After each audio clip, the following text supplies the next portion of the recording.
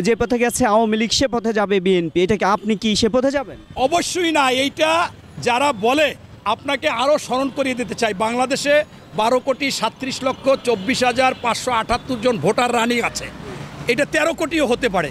এখন যদি এক জায়গায় 1 লাখ লোক আসে, 1% হবে না, 1% হবে না। 1 কোটিরই 1 লাখ হইলে 1% হয়, মানে ক্যালকুলেটারে দেখা যাবে 0.00% হবে। অতএব এরা যদি এই সমস্ত কথাবার্তা বলতেই পারে। আপনি কিন্তু টকশোতে গিয়ে এই এনসিপির নেতারা বলতে বাধ্য হয়েছে যে আমরা তো আসলে বয়সে কম, অতএব আমাদের ভুল ভ্রান্তি হতে পারে, সব ভুল আপনারা ধরবেন না। তো একই মুখে স্ববিরোধী কথা বলবে যে আমরা মন্ত্রী হইতে চাই 21 বছরে, আবার তারা আন্দোলন করেছিল যে চাকরিতে বয়স সীমা লাগবে 35 বছর, এখন আবার বলে যে আমরা ছোট মানুষ।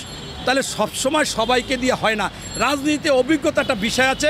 বিএনপি ওই শাহবাগে গিয়ে না আন্দোলন না করে 10ই ফেব্রুয়ারি যে আবেদন করেছে সেইটাই যথার্থ, এবং বিএনপি এ পর্যন্ত যা বলেছে যে এটা করতে হবে রাষ্ট্রীয়ভাবে সরকারের অথবা আইন দিয়ে, আদালত দিয়ে, আর সেইটা না হলে সকল রাজনৈতিক দলকে।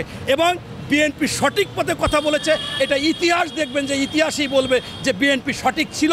এবং আমি আমার জীবন দশায় 50 বছরের ইতিহাসে বিএনপির কোনো ত্রুটি দেখতেছি না, তারা সঠিক পথেই আছে।